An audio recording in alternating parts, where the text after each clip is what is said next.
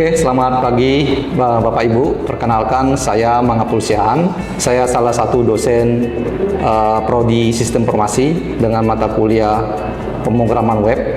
Saya dosen di Universitas Internasional Batam dengan Prodi Sistem Informasi. Saya akan menjelaskan mengenai cara bagaimana proses pembelajaran di UIB. Saya menggunakan metode DIA, yaitu pertama delivery, kemudian interaksi, kemudian assessment. Di mana metode delivery adalah menjelaskan bagaimana proses-proses pembelajaran bisa diterima oleh mahasiswa. Sedangkan proses interaksi adalah bagaimana proses interaksi yang kami lakukan di kelas, yaitu berupa tanya jawab dan diskusi dengan mahasiswa dalam kelas. Kemudian proses assessment adalah proses di mana melakukan penilaian secara objektif kepada mahasiswa, di mana penilaiannya berdasarkan RPS yang sudah ditetapkan dan disepakati. Adapun mata kuliah ini adalah mata kuliah pemrograman web, yang mana mata kuliah pemrograman web ini yang dipelajari di sini adalah dasar-dasar pemrograman web dengan menggunakan HTML, CSS, JavaScript, jQuery, PHP, dan web dinamik. Di mana tujuannya adalah mahasiswa mampu mengaplikasikan, membuat suatu program web, baik itu pemrograman web secara statis maupun membuat program web secara dinamis. Buku yang saya gunakan di sini adalah dua acuan buku saya, yaitu pertama buku Web Programming HTML, CSS, JavaScript, karangan dari John Dean tahun 2019. Kemudian saya menggunakan referensi yang lain, yaitu berjudul The Full Stack Developer, karangan Chris Northwood tahun 2018. Dan di samping itu, referensi saya yang gunakan adalah beberapa jurnal-jurnal bereputasi, yaitu untuk suatu update ilmu yang saya bagikan kepada mahasiswa. Saya akan menjelaskan masing-masing aspek delivery dan interaksi dan assessment. Yang pertama yang saya lakukan di proses delivery adalah proses pembelajaran, bagaimana mahasiswa bisa deliver pelajaran-pelajaran yang saya lakukan di kelas. Adapun yang saya lakukan di kelas dalam proses delivery adalah menselaraskan antara CPL, capaian pembelajaran lanjut, capaian pembelajaran, dan diturunkan menjadi beberapa CPMK, capaian pembelajaran mata kuliah. Nah, dari situ nanti pembelajaran capaian CPMK diselaraskan kemudian lagi menjadi beberapa sub CPMK. Dan pelaksanaan CPMK ini dapat disesuaikan dengan profil lulusan dari sistem informasi UIB. Adapun yang menjadi CPL, capaian pembelajaran di UIB, yang pertama adalah problem solving. Problem solving di sini adalah mahasiswa mampu menerapkan konsep dan keahlian teknis dalam pengetahuan bisnis dalam bidang sistem informasi. Kemudian yang kedua adalah business knowledge, di mana di sini mahasiswa mampu bisnis bekerja dan bagaimana mengembangkan sistem informasi atau media digital untuk merancang startup bisnis plan yang berpotensi bagi usaha untuk mahasiswa. Dan di sini adalah pencapaian yang menjadi capaian mata kuliah. Dalam pencapaian mata kuliah itu saya kategorikan dalam bentuk 3 CPMK. Yang pertama adalah CPMK pertama, yaitu mahasiswa mampu menjelaskan konsep transaksi dalam aplikasi online menggunakan pemrograman web berbasis MySQL. Kemudian CMK kedua adalah mahasiswa mampu manipulasi basis data menggunakan pemrograman PHP dan bagaimana fungsi PHP dan query MySQL dan bagaimana koneksi antara PHP dan MySQL sehingga menghasilkan suatu web aplikasi yang baik. Kemudian CMK ketiga adalah mahasiswa mampu melakukan optimisasi pemrograman PHP pada aplikasi online. Nah, untuk mencapai CPMK ini, capaian pembelajaran mata kuliah, tim pengajar membagi dalam beberapa sub CMK. Turunan dari CMK itu menjadi beberapa sub CMK. Dan dalam sub CMK ini terjadi 16 pertemuan antara dosen pengampu dengan mahasiswa, di mana 16 pertemuan tersebut adalah satu pertemuan untuk UTS dan satu pertemuan untuk UAS. Dan yang menjadi sub CPMK yang dijabarkan di sini adalah, yang pertama adalah mahasiswa mampu mengabstraksikan konsep basis data dan mengimplementasikan dalam pengembangan aplikasi online berbasis PHP. Kemudian sub CPMK yang kedua adalah mahasiswa mampu memahami jenis-jenis fungsi-fungsi dari PHP. Kemudian yang ketiga adalah mahasiswa mampu memahami jenis koneksi basis data MySQL dengan aplikasi PHP. Dan di sini adalah yang dipelajari adalah membuat koneksi antara aplikasi web programming PHP dengan koneksi database di MySQL. Kemudian sub CMK yang keempat adalah mahasiswa mengerti dan menjelaskan konsep transaksi basis data pada MySQL dan aplikasi PHP. Kemudian sub CMK yang kelima adalah mahasiswa mampu merancang program PHP dan menerapkan secara online dan menghostingkan aplikasi yang sudah dibuat tadi ke dalam web hosting. Kemudian yang saya jelaskan di sini proses interaksi, di mana proses interaksi adalah bagaimana proses interaksi antara dosen pengampu dengan mahasiswa dalam kelas. Saya melakukan konsep menggunakan metode konsep student center. Artinya pusat pembelajaran itu adalah pada mahasiswa, dan mahasiswa mampu memahami secara aktif dan berdiskusi apa hasil dari pembelajaran yang berlangsung dalam kelas. Jadi sehingga mahasiswa lebih interaktif dalam berdiskusi, dalam tanya jawab, dan dalam menjalankan presentasi. Kemudian konsep yang berikutnya dalam interaksi adalah project based learning, di mana konsep project based learning adalah mahasiswa mencari mitra dalam untuk membangun suatu aplikasi web programming, dan nanti mahasiswa mempresentasikan kepada mitra. Mitra yang dimaksud di sini adalah bisa dalam bentuk organisasi perusahaan maupun dalam bentuk organisasi sekolah. Adapun beberapa project based learning ini mahasiswa sudah bisa menjalankan proyeknya, dan kami berhasil mengimplementasikan project based learning, dan terjadi kepuasan bagi beberapa mitra yang dicari oleh mahasiswa tersebut. Kemudian saya juga menggunakan GitHub.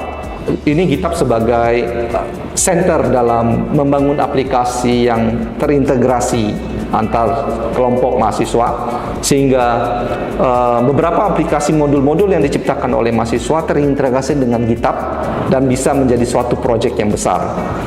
Selain itu, dosen juga menggunakan menggunakan aplikasi LMS, Learning Management System, yang disediakan oleh Universitas Internasional Batam. Kemudian yang saya lakukan di sini adalah melakukan proses assessment. Proses assessment ini adalah proses penilaian yang diberikan oleh dosen pengampu terhadap mahasiswa, di mana penilaian yang dilakukan di sini adalah bersifat objektif, berdasarkan pertemuan-pertemuan dari masing-masing CPMK. Jadi di sini penilaian di sini saya jelaskan ada beberapa, yaitu pertama tugas dari yang disampaikan kepada mahasiswa, kemudian melakukan UTS, dan kemudian melakukan project UAS. Project UTS dan UAS di sini adalah bersifat project based learning. Dan beberapa hasil karya yang dihasilkan oleh mahasiswa dalam metode delivery, interaksi, dan assessment ini, ada pun beberapa jurnal yang dihasilkan oleh mahasiswa. Yang pertama adalah Comparative Analysis Study of Front-end JavaScript Framework Performance Using like host tools. Kemudian pengembangan helpdesk ticketing itu digunakan oleh sistem perusahaan. Ini sistem yang berbasis website dengan menggunakan SDLC, XP, dan Scrum. Kemudian paper yang dihasilkan oleh mahasiswa itu membandingkan kecepatan comparison between Laravel, framework Laravel dan Express.js dengan menggunakan Apache Jmeter. Kemudian aplikasi yang dihasilkan, paper yang dihasilkan dengan mitra berupa sekolah, yaitu contohnya perancangan dan implementasi website absensi dan guru, absensi siswa dan guru pada sekolah SMK Multi High School menggunakan framework Scrum. Demikianlah yang bisa saya sampaikan hasil capaian-capaian yang digunakan, dan kemudian kita lanjutkan dengan pemaparan materi pada kelas micro teaching. Demikian saya sampaikan, terima kasih.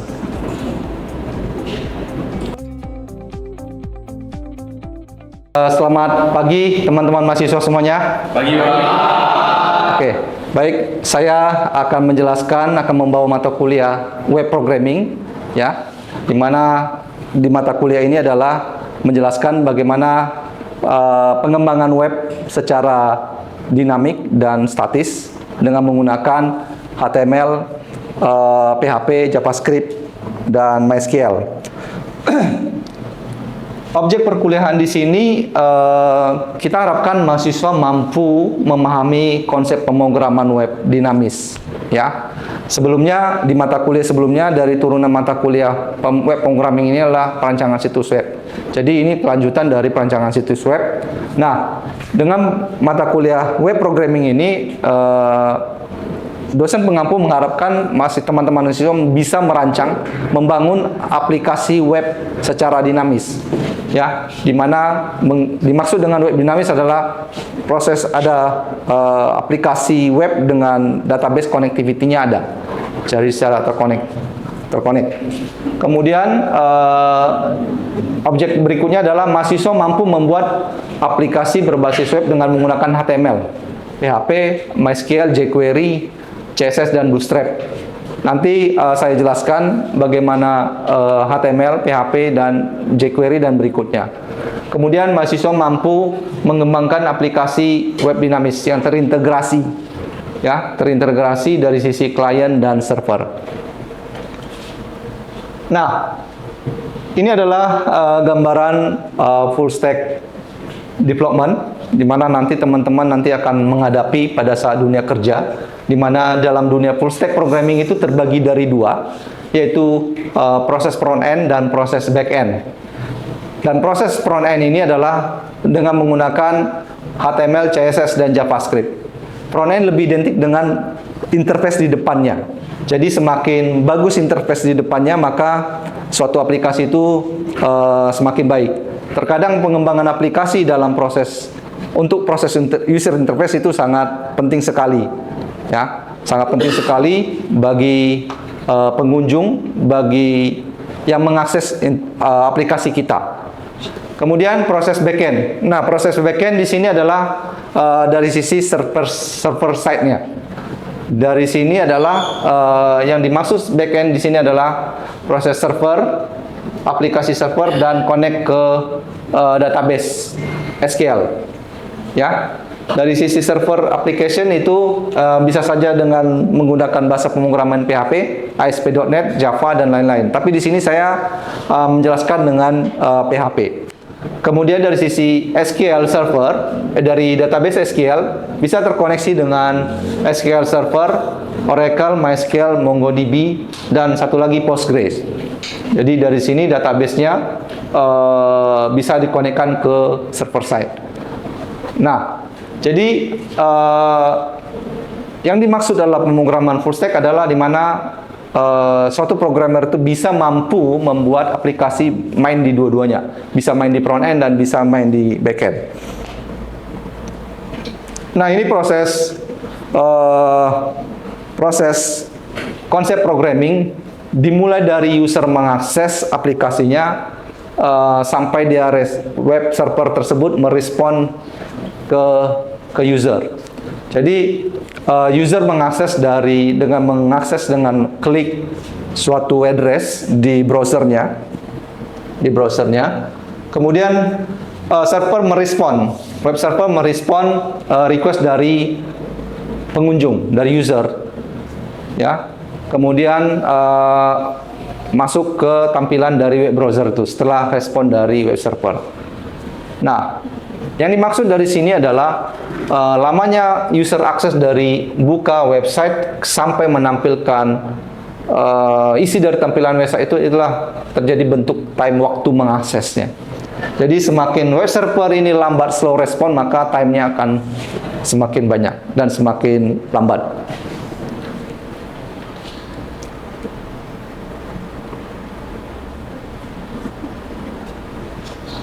Nah, saya akan menjelaskan mengenai PHP. Apa itu PHP?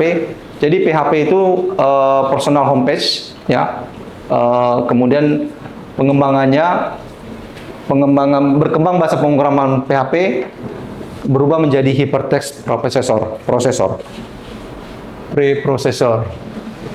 Ya.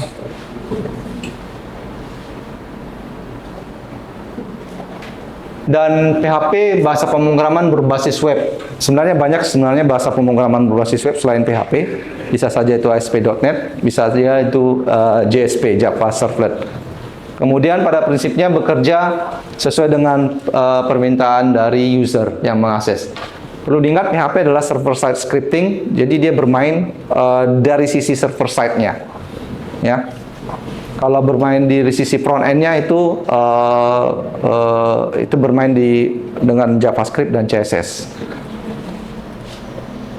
Nah, mengapa PHP diperlukan? Jadi sebenarnya PHP ini support dengan beberapa platform sistem operasi seperti Windows, Linux, Unix dan lain-lain. Dan bisa juga dengan MacBook. Ya.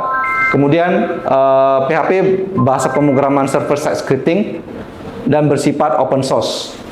Dan kemudian mudah dipelajari dan runningnya cepat akses. Nah, ini sintaks dasar PHP. Sintaks dasar PHP hanya menggunakan buka kurung PHP dan tutup kurung PHP.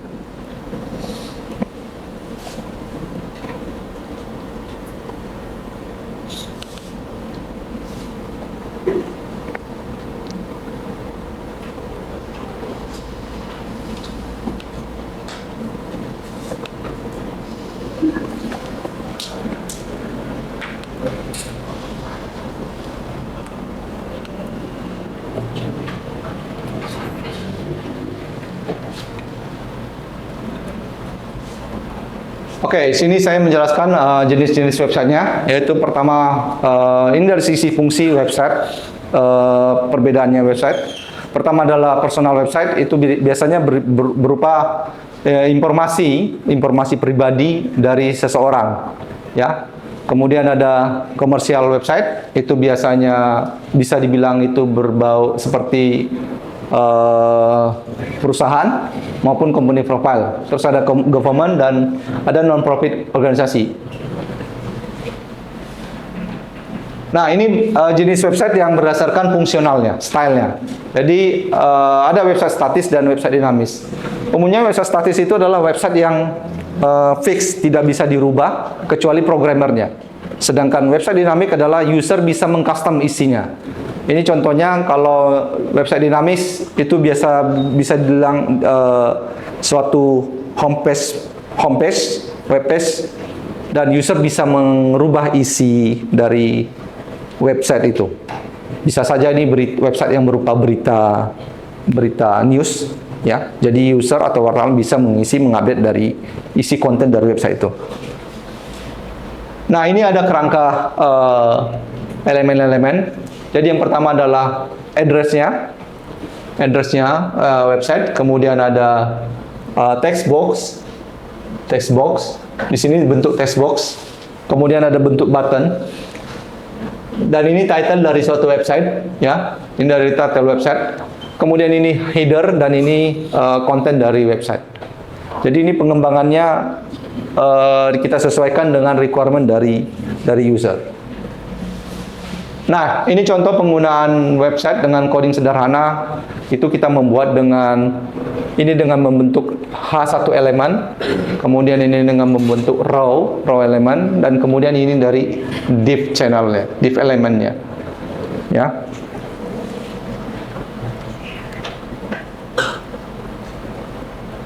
Nah, ini struktur coding simpelnya HTML. Jadi HTML dimulai dari HTML head, body, dan ditutup dengan HTML. Kemudian ini struktur coding dari full kompleks dari website, yaitu dimulai dari HTML, dan pengembangan berikutnya adalah di sini adalah CSS-nya. Kita menggunakan CSS, kemudian isi konten dari website itu. Nah, ini contohnya CSS, ya. CSS itu dibentuk di dalam head, dan nanti dipanggil di body content-nya, di body-nya. Nah, jadi di sini adalah CSS property contohnya, kemudian CSS value, ya. Kemudian di sini CSS property dan kemudian CSS value. Jadi contohnya ini CSS propertinya, ini value-nya apa? Ini bisa jadi center atau right atau left, atau kemudian value-nya, width-nya bisa kita customize menjadi 25% atau 20%. Nah, jQuery ini adalah jQuery basicnya itu, dasarnya itu adalah JavaScript, ya. Jadi kalau awalnya itu dulu zaman-zaman dahulu itu masih berbau dengan JavaScript, kemudian dikembangkan dengan JavaScript Query. Yang artinya adalah library framework JavaScript. Di sini sudah banyak dengan framework jQuery yang bisa programmer download dan bisa customize, ya. Umumnya ini untuk membangun aplikasi yang dari sisi front end-nya dengan menggunakan jQuery. Kemudian jQuery sangat dikenal di dunia web programming. Seperti saya bilang, adalah umumnya digunakan untuk dari sisi front end. Kemudian banyak plugin-pluginnya banyak dibangun. Dan kemudian ini salah satu banyak juga developer yang mengembangkan jQuery, sehingga muncul dari sekian periode itu update jQuery-nya muncul terus, ya. Nah, kelebihan jQuery itu sangat mudah dimengerti, ya, terus mudah digunakan dan ringan dalam menjalankan proses di aplikasi programming. Kemudian sintaksnya pendek, dan kemudian open source itu bisa digunakan dan bisa dikembangkan dengan menggunakan plugin-plugin web lain. Nah, ini tinggal cara menggunakan jQuery. Mungkin teman-teman nanti bisa mau mencoba di laptop masing-masing. Jadi penggunaannya bisa secara offline maupun secara online. Kalau secara offline maksudnya kita mendownload jQuery tersebut dari website, kemudian kita save di dalam folder di dalam web server, kemudian dipanggil jQuery-nya, ya. Kalau ini kelebihannya adalah browser tidak perlu mengkonek internet untuk mengakses jQuery tersebut. Kalau jQuery secara online, artinya kita membuat link di script kita ke suatu websitenya jQuery. Kekurangannya di sini adalah pada saat user tidak konek internet, maka aplikasi tersebut web aplikasinya akan berantakan karena nggak terpanggil dia jQuery-nya. Itu kekurangan dari pemanggilan jQuery secara online, ya. Nah, ini contohnya, ini bisa mendownload di jQuery.com, ya. Kemudian ini pemanggilan dari jQuery, dan ini PHP, yaitu berupa bahasa pemrograman web yang untuk memproses data secara dinamik. Kemudian untuk pemrograman PHP yang bersifat dinamik, sekarang PHP sudah banyak framework backend yang bisa di-download dan developer bisa meng-customize. Salah satu framework yang di PHP, program pemrograman PHP itu adalah salah satunya adalah CI. kemudian ada lagi Laravel.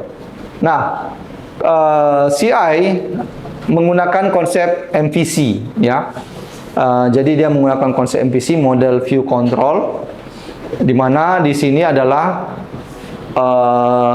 kita mendownload CI itu coordinator, kemudian kita customize kita custom CI tersebut sehingga menjadi websitenya dinamis, ya.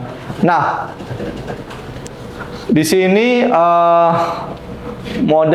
konsepnya model view control, setiap komponen menghandle masing-masing aspek, ya.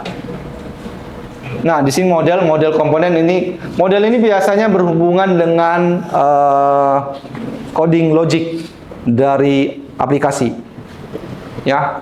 Jadi everything yang berbau dengan model coding yang berbau dengan model itu di submit di foldernya model, ya. Kemudian view, ini view yang berisi dengan user interface-nya, UI-nya aplikasi web kita. Jadi yang berbau dengan HTML, text box, apalagi combo box dan lain-lain itu disimpan di foldernya view. Kemudian controller. Nah, controller ini yang menjadi pusat seperti routingnya untuk memanggil skripnya, ya. Jadi controller ini sangat penting. Jadi misalnya kita address root-nya manggil ke login. Jadi kita definisikan controllernya di mana. Nah, jadi kesimpulannya adalah di sini adalah pertama adalah konsepnya MVC, model view control. Nah, pertama adalah view menampilkan data dalam bentuk grafis di user. Kemudian model di sini berbicara terhadap logic dan query-query dalam database, ya. Kemudian dia mengelingkan ke controller, ke rootnya ke mana. Jadi pada saat user mengakses contohnya button login, dia rootnya akan mencari controller di controller login. Dan kemudian baru dia connect ke model dan kemudian menampilkan di view di web browser. Oke, mungkin itu aja penjelasan saya. Kira-kira teman-teman ada yang bertanya? Siapa? Oke, silakan Benson. Pak, saya mau nanya Pak. Kemarin kan abang kelas saya udah nanya soal API gitu kan. Tapi saya nggak ngerti mereka ngomongin apa Pak. Menurut Bapak apa Pak API? Oke. Nah, API itu adalah itu digunakan pada web programming, ya. Itu sebagai interface untuk menjembatani antara web kita dengan web satu lagi. Tujuannya adalah kita bisa saja itu API-nya itu bisa saja kita mau ngambil data connect data dari aplikasi yang satu lagi. Jadi itu sebagai menjembatani antara aplikasi kita dengan aplikasi satu lagi. Jadi itu sebagai interface-nya, connectivity-nya.